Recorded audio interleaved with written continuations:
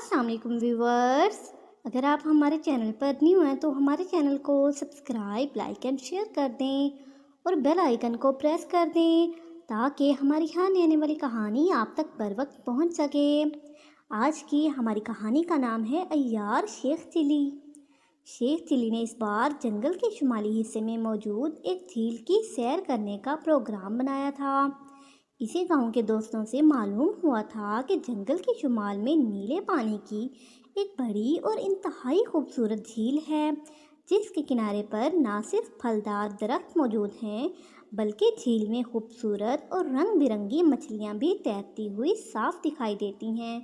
Sheikh chilli को रंग बिरंगी मछलियाँ देखने का बेहद शौक था। चुनांचा वो एक दिन अपने गधे मग्गू पर सवार हुआ और जंगल के शुमाली हिस्से की तरफ रवाना हो गया। झील चूंकि काफ़ी दूर थी, इसलिए शेख चिली गधे को तेज़ दौड़ाने की कोशिश कर रहा था ताकि वो दोपहर तक झील के करीब पहुंच जाए। लेकिन गधा कुछ देर तेज़ दौड़ता और फिर इसकी रफ्तार कम हो जाती। शेख चिली का बोझ लाद कर गधे के लिए मुसलसल भागते रहना मुश्किल था, इसलिए वो जल्द थक जाता था और थकने की वजह से हाँफना शुरू कर देता। क्या कर रहे हो मग्गू? इस कदर आहिस्ता चलाओगे तो हम शाम तक भी झील तक नहीं पहुंच सकेंगे।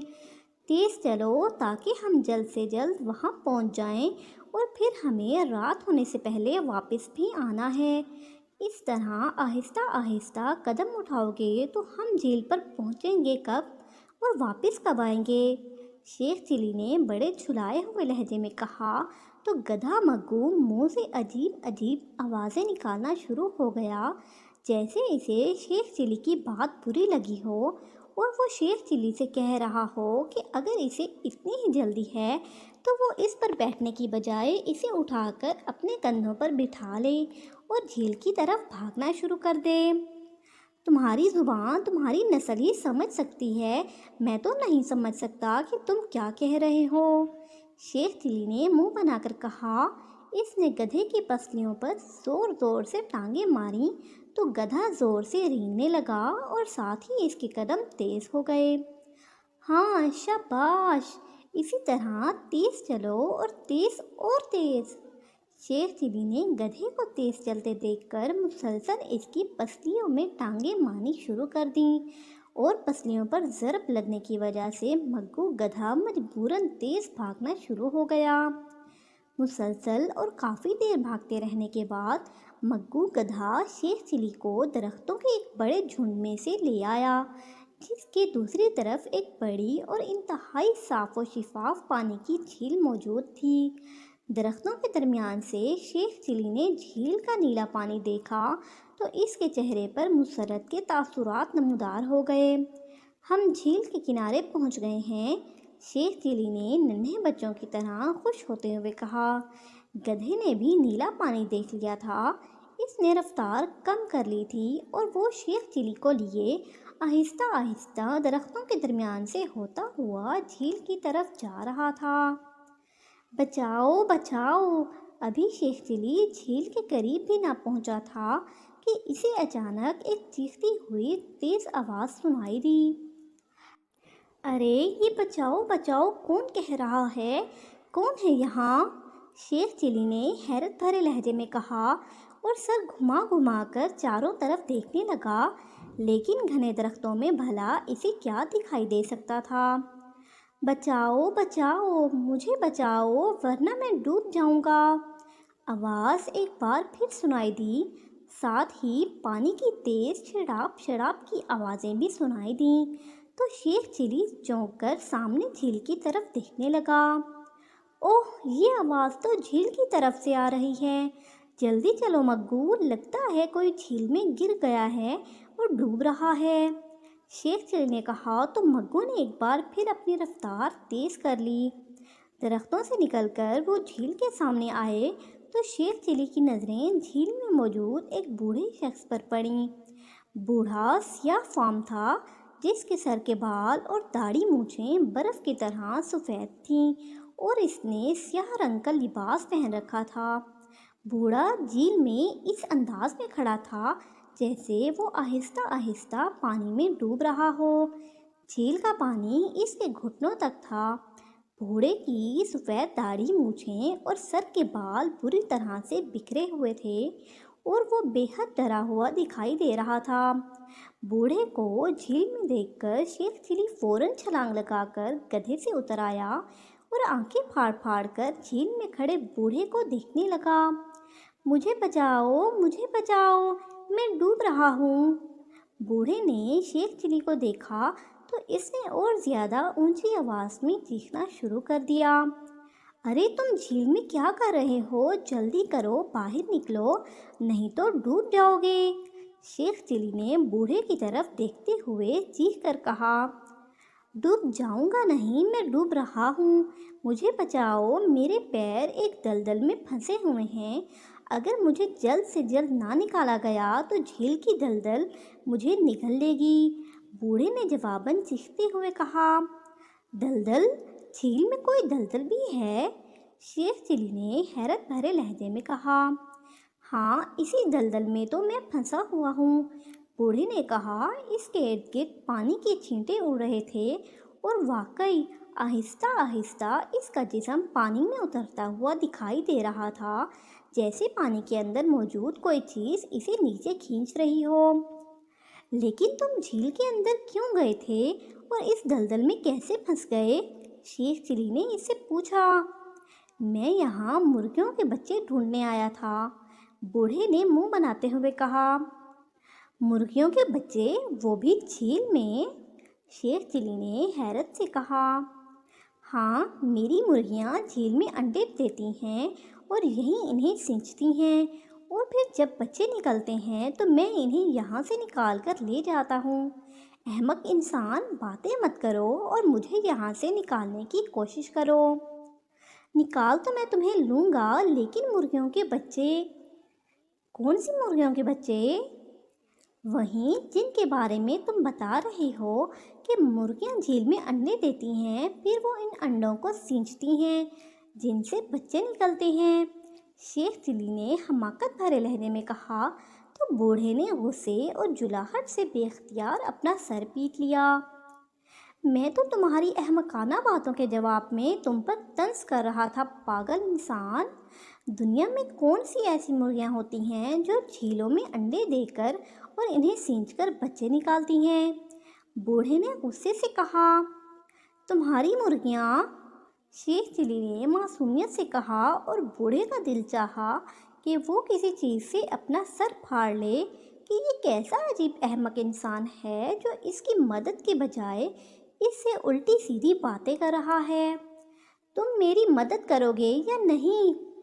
کیا مدد کروں میں تمہاری؟ بولو، مجھے اس دلدل سے اور جھیل سے نکالو۔ میں کیسے نکالوں؟ مجھے تو تیرنا بھی نہیں آتا۔ احمق انسان، کہیں سے رسی لاؤ اور اس کا ایک سرا میری طرف پھینک دو۔ تمہارے ساتھ گدھا ہے، رسی کا دوسرا سرا گدھے کی گردن میں ڈال دینا۔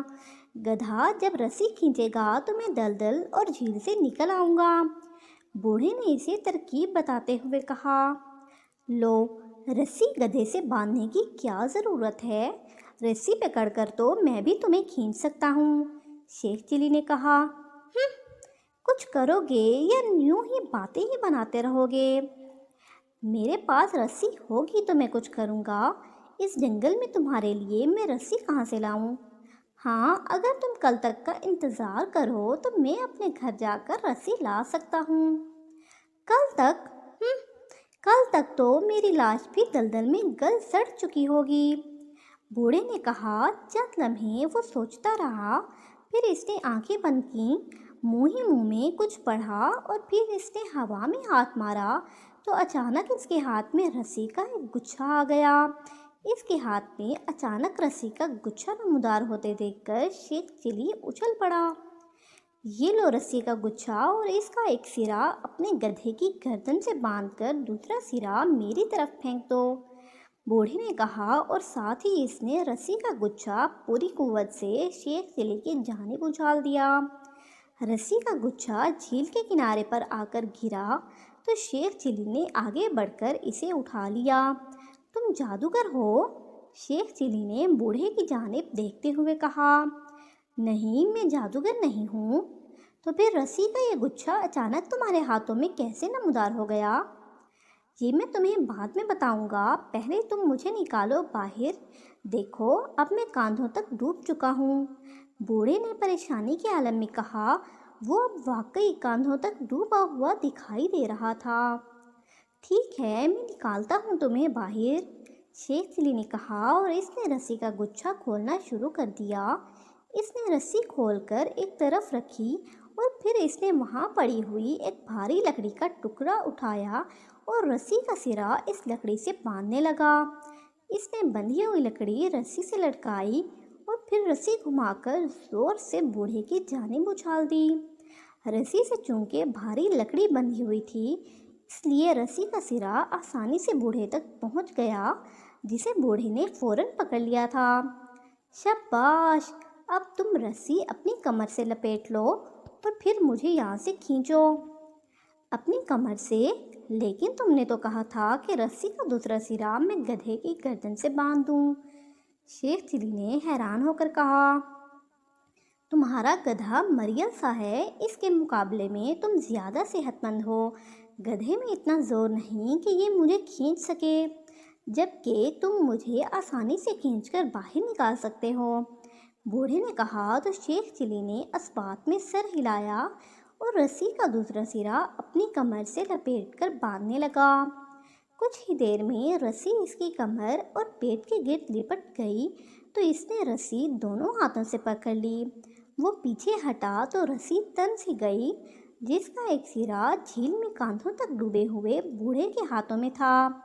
شیخ چلی رسی لے کر بوڑھے کو کھینچنے ہی لگا تھا کہ اسی لمحے بوڑھے نے رسی پوری قوت سے اپنی طرف کھینچ لی۔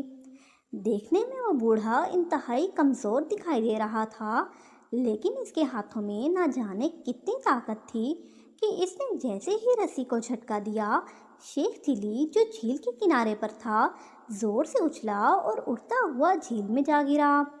شیخ چلی کے منہ سے زوردار چیخ نکل گئی تھی۔ وہ جھیل میں گر کر ابھرا اور پھر پوری طرح سے ڈبکیاں کھانا شروع ہو گیا۔ شیخ چلی کو اس طرح اچھل کر جھیل میں گرتے دیکھ کر اس کا گدھا مگو بری طرح سے گھبرا گیا۔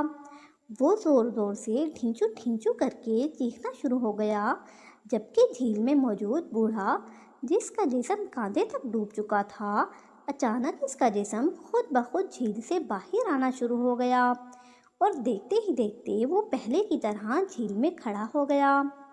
بوڑھے نے اچانک زور زور سے کہکے لگانے شروع کر دیے اور وہ دونوں ہاتھوں سے رسی کھینچ کر شیخ چلی کو اپنی طرف کھینچنا شروع ہو گیا۔ شیخ چلی پانی میں بری طرح سے ڈبکیاں کھا رہا تھا۔ جیسے ہی اس کا منہ پانی سے باہر آتا، اس کے منہ سے خوف بھری چیخوں کا طوفان امڈ پڑتا۔ وہ ہاتھ پاؤں مارتا ہوا خود کو جھیل میں ڈوبنے سے بچانے کی کوشش کر رہا تھا، لیکن اس کی کوئی کوشش کامیاب نہیں ہو رہی تھی اور بوڑھے نے شیخ چلی کو جھیل میں کافی دور تک کھینچ لیا تھا، اس لیے کنارے پر موجود شیخ چلی کا گدھا مگو بھی اس کی کوئی مدد نہیں کر سکتا تھا۔ شیخ چلی خود کو ڈوبنے سے بچانے کی ہر ممکن کوشش کر رہا تھا، لیکن بوڑھا جس بری طرح سے اسے کھینچ رہا تھا، اس کی وجہ سے شیخ چلی کو خود کو سنبھالنا مشکل ہو رہا تھا۔ اس کوشش میں اس کے پیٹ اور پھیپھڑوں میں پانی بھر گیا اور پھر شیخ چلی کو اپنا سانس رکتا ہوا محسوس ہوا۔ اس نے بہت ہاتھ پاؤں مارے لیکن کامیاب نہ ہو سکا اور پھر اس کے ذہن میں اندھیرا بھرتا چلا گیا۔ شیخ چلی کو جب ہوش آیا تو اس نے ہوش میں آتے ہی بری طرح سے چیختے ہوئے یوں ہاتھ پاؤں مارنے شروع کر دیے جیسے وہ ابھی تک خود کو جھیل کے پانی میں محسوس کر کے ڈوبنے سے بچنے کی کوشش کر رہا ہو۔ لیکن پھر جیسے ہی اسے احساس ہوا کہ وہ پانی میں نہیں ہے تو اس نے فوراً آنکھیں کھول دیں اور پھر وہ حیرت بھرے انداز میں سر اٹھا کر چاروں طرف دیکھنے لگا۔ یہ دیکھ کر اس کے چہرے پر حیرت کے تاثرات ابھر آئے کہ وہ جھیل کی بجائے ایک بڑے غار میں موجود ہے، جو ایک بڑے گول کمرے جیسا بنا ہوا تھا۔ غار کی دیواروں پر جگہ جگہ مشعلیں لگی ہوئی تھیں جو جل رہی تھیں۔ شیر چیلی زمین پر بندھا پڑا تھا۔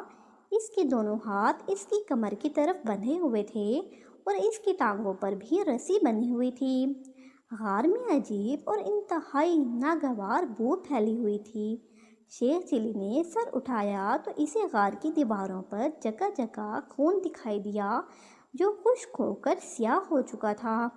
اور پھر جب شیر چیلی کی نظریں دیواروں کے پاس پڑی ہوئیں، بے شمار انسانی کھوپڑیوں اور ہڈیوں پر پڑیں، تو اس کا رنگ زرد ہو گیا۔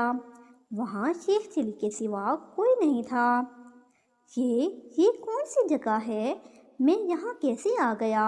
اور وہ جھیل کہاں گئی؟ شیر چیلی نے خوف بھرے لہجے میں بری طرح سے ہکلاتے ہوئے کہا۔ سامنے غار کا راستہ تھا جو دور تک جاتا دکھائی دے رہا تھا۔ کوئی ہے؟ کوئی ہے؟ شیر چیلی نے چیختے ہوئے کہا۔ اسی لمحے اس کے قریب ایک دھماکہ ہوا اور دوسرے لمحے اس کے سامنے وہیں سیاہ فام بوڑھا نمودار ہو گیا جو شیر چیلی کو جھیل میں ڈوبتا دکھائی دیا تھا۔ اور شیر چیلی نے اس کی مدد کرنے کی کوشش کی تھی، لیکن بوڑھے نے اسے الٹا جھیل میں ہی کھینچ لیا تھا۔ تم یہاں؟ شیر چیلی نے بوڑھے کو دیکھ کر خوف بھرے لہجے میں کہا۔ ہاں، مجھے دیکھ کر ڈر گئے نا؟ بوڑھے نے شیر چیلی کی جانب للچائی ہوئی نظروں سے دیکھتے ہوئے کہا، جیسے وہ شیر چیلی کو کچا کھا جانا چاہتا ہو۔ کون ہو تم اور تم مجھے یہاں کیوں لائے ہو؟ میں شاگو جادوگر ہوں، میں آدم خور ہوں۔ انسانوں کو ہلاک کر کے ان کا خون پینا اور گوشت کھانا مجھے بے حد پسند ہے، بوڑھے نے کہا۔ جادوگر؟ تم آدم خور جادوگر ہو؟ شیر چیلی نے خوف سے تھر تھر کانپتے ہوئے کہا۔ ہاں، میں مہینے میں ایک بار ایک سالم انسان کو کھا جاتا ہوں۔ ہر مہینے مجھے کسی صحت مند انسان کی ضرورت ہوتی ہے جس میں خون اور گوشت زیادہ ہو۔ آج بھی میں انسانی شکار کے لیے نکلا تھا۔ میں صرف انہی انسانوں کا شکار کر سکتا ہوں جو جھیل میں ہوتے ہیں۔ اس جھیل میں جو انسان تیر رہا ہوتا ہے، میں اسے جھیل سے جادو کے ذریعے غائب کر کے یہاں لے آتا ہوں اور اسے ہلاک کر دیتا ہوں۔ آج جب میں جھیل پر گیا تو جھیل میں کوئی نہیں تھا۔ میں نے جب تمہیں وہاں آتے دیکھا تو میں جادو کے زور سے جھیل کے درمیان میں جا کر کھڑا ہو گیا اور اداکاری کرنے لگا کہ میں جھیل میں ڈوب رہا ہوں۔ میرا خیال تھا کہ تم مجھ بوڑھے کو بچانے کے لیے فوراً جھیل میں کود جاؤ گے، اور جیسے ہی تم جھیل میں کودو گے میں جادو سے تمہیں غائب کر کے اس خونی غار میں لے آؤں گا، لیکن تم بے حد بزدل اور کمزور تھے۔ تم مجھے بچانے کے لیے جھیل میں کود ہی نہیں رہے تھے، اس لیے میں نے تمہیں مشورہ دیا کہ تم رسی کی مدد سے مجھے بچاؤ۔ جب تم نے رسی اپنے جسم سے باندھ لی اور اس کا دوسرا سرا میری طرف پھینکا تو میں نے تمہیں فوراً جھیل میں کھینچ لیا، اور پھر میں تمہیں جادو سے وہاں سے نکال کر یہاں لے آیا ہوں۔ اب میں تمہیں ہلاک کروں گا۔ پہلے میں تمہارا خون پیوں گا اور پھر میں تمہارا سارا گوشت چٹ کر جاؤں گا، شاگو جادوگر کہتا چلا گیا۔ اور اس کی خوفناک باتیں سن کر شیر چیلی کو اپنی رگوں میں خون جمتا ہوا محسوس ہونے لگا۔ تو تم مجھے دھوکے سے یہاں لائے ہو؟ ہاں، مجھے تمہارا گوشت سے بھرا ہوا جسم بے حد پسند آیا تھا۔ میں جانتا تھا کہ تم جھیل میں نہیں اترو گے، اس لیے میں نے تمہیں اپنی عیاری کے جال میں پھنسا کر جھیل میں کھینچ لیا تھا۔ لیکن کیوں؟ تم صرف جھیل میں ہی اترنے والے انسانوں کو کیوں قابو کرتے ہو؟ میں اس جھیل میں رہنے والا جادوگر ہوں، اور تم جس غار میں ہو یہ اسی جھیل کے نیچے موجود ہے۔ میرا جادو صرف جھیل میں چلتا ہے، اس لیے مجھے جو کچھ بھی کرنا ہوتا ہے جھیل کے اندر ہی رہ کر کرنا پڑتا ہے۔ تو کیا اب تم مجھے واقعی ہلاک کر دو گے؟ تو کیا تم سمجھ رہے ہو کہ میں یہاں تمہارا اچار ڈالنے کے لیے لایا ہوں؟ شاگو جادوگر نے منہ بنا کر کہا۔ اس سے پہلے کہ شیر چیلی اس سے کچھ کہتا، شاگو جادوگر نے کوئی منتر پڑھ کر شیر چیلی کی طرف پھونکا تو اچانک شیر چیلی کو زوردار جھٹکا لگا اور اسے یوں محسوس ہوا جیسے وہ زمین سے اٹھ کر کسی اونچی اور بڑی چٹان پر آ لیٹا ہو۔ اس نے سر گھما کر دیکھا تو یہ دیکھ کر وہ اور زیادہ خوفزدہ ہو گیا کہ وہ واقعی ایک چٹان پر لیٹا ہوا تھا جو زمین سے کافی بلندی پر تھی۔ اس کا سر چٹان کے کنارے پر تھا جو خون سے بھری ہوئی تھی۔ شاید پہلے بھی شاگو جادوگر نے اس چٹان پر انسانوں کو ذبح کیا تھا۔ شیخ چلی کا سر چٹان کے کنارے پر تھا۔ اسی لمحے شاگو جادوگر نے ہوا میں ہاتھ لہرایا تو ایک بڑے پھل والا کلہاڑا آ گیا۔ اس کے ہاتھ میں کلہاڑا دیکھ کر شیخ چلی کی رہی سہی جان بھی نکل گئی۔ وہ بری طرح سے چیخنے لگا۔ شاگو جادوگر کلہاڑا لے کر شیخ چلی کے سر کے پاس آ کر کھڑا ہو گیا۔ اس کے چہرے پر شیطانی مسکراہٹ ناچ رہی تھی۔ تیار ہو جاؤ، اب میں اس کلہاڑے سے تمہاری گردن کاٹنے لگا ہوں، شاگو جادوگر نے غراہٹ بھرے لہجے میں کہا۔ اس نے کلہاڑا دونوں ہاتھوں سے پکڑ کر اوپر اٹھانا شروع کر دیا۔ ارے ارے رک جاؤ، کیا کر رہے ہو؟ اتنی جلدی مجھے ہلاک مت کرو، رک جاؤ۔ اتنی جلدی میں تمہیں ہلاک نہ کروں، اس کا کیا مطلب ہے؟ شاگو جادوگر نے حیرت بھرے لہجے میں کہا۔ ہاں، اگر تم نے مجھے ابھی ہلاک کر دیا تو میرے ہلاک ہوتے ہی تم بھی ہلاک ہو جاؤ گے، شیخ چلی نے کہا۔ میں بھی ہلاک ہو جاؤں گا؟ کیا مطلب؟ تم کہنا کیا چاہتے ہو؟ شاگو جادوگر نے حیرت بھرے لہجے میں ان سے پوچھا۔ تم نہیں جانتے شاگو جادوگر، مجھے اپنی موت کا پہلے سے ہی علم تھا۔ ہمارے گاؤں میں ایک نجومی رہتا ہے۔ ایک دن میں نے نجومی سے اپنی قسمت کا حال پوچھا تو اس نے زائچہ بنا کر مجھے میری قسمت کا سارا حال بتا دیا۔ اس نے کہا تھا کہ میں زیادہ عرصہ زندہ نہیں رہ سکوں گا۔ اس نے مجھے بتا دیا تھا کہ میری موت ایک جادوگر کے ہاتھوں ہوگی۔ نجومی نے یہ بھی کہا تھا کہ جس دن میری موت ہوگی اسی دن وہ جادوگر بھی ہلاک ہو جائے گا۔ شیخ چلی نے اپنے ذہن میں آنے والی عیاری سے کام لیتے ہوئے کہا تو شاگو جادوگر آنکھیں پھاڑ پھاڑ کر اسے دیکھنے لگا جیسے اسے شیخ چلی کی باتوں پر یقین ہی نہ آ رہا ہو۔ یہ کیسے ہو سکتا ہے کہ نجومی نے تمہیں یہ بتا دیا ہو کہ تمہاری موت کسی جادوگر کے ہاتھوں ہوگی اور تمہاری موت سے میری موت کا کیا تعلق؟ شاگو جادوگر نے حیرت بھرے لہجے میں کہا۔ تم نہیں مانتے تو نہ مانو، نجومی نے مجھے جو کچھ بھی بتایا تھا وہ بالکل سچ ہو رہا ہے۔ اس نے مجھے یہ بھی بتا دیا تھا کہ میں کسی جھیل میں ڈوبوں گا، اس جھیل سے مجھے ایک بوڑھا جادوگر نکال کر لے جائے گا اور وہ مجھے ایک بڑے پھل والے کلہاڑے سے ہلاک کر دے گا۔ جیسے ہی وہ مجھے کلہاڑے سے ہلاک کرے گا اسی لمحے اس جادوگر کی گردن بھی کٹ جائے گی۔